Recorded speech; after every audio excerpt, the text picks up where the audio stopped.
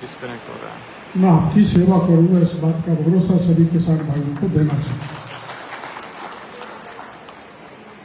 अभी आप सब जानते हैं कि राजस्थान हमारे देश का सबसे बड़ा राज्य है भौगोलिक दृष्टि से, और यह मात्र 1% बरसात होती है देश की। अब उस 1% वर्षा से हमारा किसान किस विषम परिस्थिति में काम करता है, और अभी डॉक्टर गहलोत बता रहे थे कि हम कई उत्पादों में देश में नंबर 1 पर है। इसके लिए मैं प्रदेश के किसानों को बहुत बहुत धन्यवाद देना चाहूंगा कि सब विपरीत परिस्थिति के बाद भी हमारा किसान परिश्रम कर रहा है, और किसान के सामने चुनौतियां बहुत हैं। कभी हीट वेव आ जाए तो फसल नष्ट हो जाए, कभी पाला पड़ जाए तो फसल नष्ट हो जाए, कभी अतिवृष्टि हो जाए तो किसान परेशान हो जाए, अनावृष्टि हो जाए, कोई रोग लग जाए, बादल हो जाए तो किसान की फसल को चुनौती है। आंधी चल जाए तो किसान परेशानी हो जाता है। मेरा कहने का मतलब यह है कि किसान के दुश्मन बहुत हैं। हमारे जितनी योजनाएं हैं, चाहे केंद्र सरकार की जो हम लागू करते हैं, चाहे राज्य सरकार की, अभी बराबर किसान कागज दे के गया है कि हमको फसल बीमा योजना का पैसा नहीं मिल रहा समय पर उचित, और इसलिए मैं आपको कहना चाहता हूं कि क्योंकि मैं किसान का बेटा हूं, आपके हर दुख दर्द की जानकारी प्राप्त करके उसका इलाज करने की जिम्मेदारी मेरी है। कहाँ जाके मैं डॉक्टर के नाते मरीजों का इलाज करता, लेकिन मुख्यमंत्री जी ने जिम्मेदारी दी है कि किसान का बेटा किसान की समस्याओं का समाधान करे। मैं पूरा प्रयास करूंगा। और मैं कुछ असमंजस में चल रहा था जिसका विवरण मैं नहीं करना चाहता, लेकिन आप ये मान के चलो, आज जब मैं यूनिवर्सिटी के कैंपस में तो आप ये मान के चलो कि मेरी कृषि मंत्री के नाते सक्रियता का उद्घाटन हो गया। आप जानते हो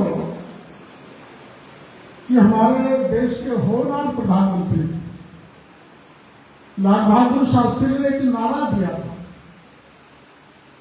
जय जवान जय किसान।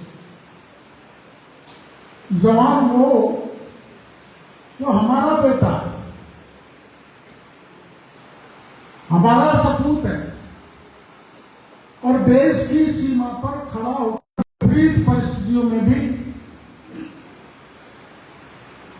हमारी रक्षा करता है, देश की रक्षा करता है, देश की सीमा की रक्षा करता है, और देश के दुश्मनों को माकूल जवाब देता है। अभी मेरे अखबार वाले बाहर पूछ रहे थे, मीडिया वाले, कि सब राणा साहब के बारे में किसी सांसद ने समाजवादी पार्टी के लिए कहा, जो आप सभी जानते हैं। राणा साहब आक्रांतों से डटकर लड़ा था, देश की स्वाभिमान के लिए, देश की रक्षा के लिए। लेकिन अब राजनीति का स्तर इतना गिर गया, किसी महापुरुष, किसी संत, किसी होनहार नेता, किसी के बारे में कुछ भी बोला जाए, कोई मर्यादा रहेगी। इसलिए ये जो जवान हमारा देश की सेवा करता है, और आपने देखा पुलवामा में हमला हुआ, क्या कभी आपने सुना था कि दुश्मन को हमारे जवानों ने अंदर पाकिस्तान की धरती पर जाकर जवाब दिया, उनको मारा, उनको धराशायी किया। ऐसा हमारा जवान है जिसके लिए लाल बहादुर शास्त्री ने जय जवान कहा था। और जय किसान वो किसान जो यहां पर बैठा हुआ है, जो पूरे देश की जनता का पेट भरता है, विपरीत परिस्थितियों में भरता। मेरे को यहाँ की कोई जानकारी नहीं, लेकिन मेरे ईस्टर्न राजस्थान में रात में कड़ाके की ठंड में किसान कूड़ मोड़ कर अपनी फसल तैयार करता है। कई बार बिजली गिर जाती है, कई बार सांप खा जाता है, कई बार जंगली जानवर मार देते। इन सारी विषम परिस्थितियों में भी मेरा राज्य का, मेरा देश का किसान परिश्रम करके देश की जनता का पेट भरता है।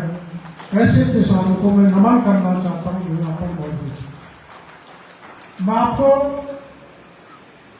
हमारे पूर्व वक्ताओं ने और उनकी स्टॉल लगी है, अच्छा प्रदर्शन हमने विभिन्न प्रकार की करीबन 100 स्टॉल यहाँ पर लगी है।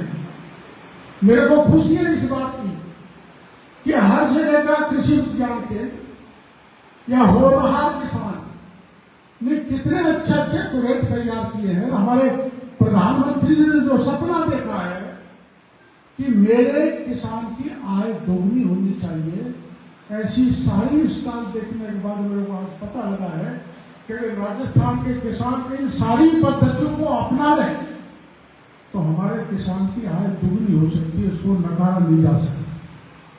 मैंने गेहूं की वैरायटी यहाँ पर देखी, जौ की मैंने देखी, फल सब्जियों की यहाँ पर देखी, बाकी के राजीव का और दूसरे ग्रीन हाउस सेंगाई, ये सारा मैंने यहाँ पर देखा है। आप किसानों को पता होगा कि हॉर्टिकल्चर में भारत सरकार और राजस्थान सरकार मिलके जो आपको सब्सिडी दे रही है वो कोई कम नहीं दे रही। आपके पॉली हाउस की स्थिति क्या है, ग्रीन हाउस की स्थिति क्या है, मेरे को पता नहीं, लेकिन जयपुर जिले में मैंने पॉली हाउस देखे हैं। 2 बीघा जिस किसान के पास जमीन है उसको पॉली हाउस लगा के 2 बीघा में वो 15 लाख की नेट बचत करता है मेरे वहां का किसान। और उस पर सब्सिडी क्या है, 95%।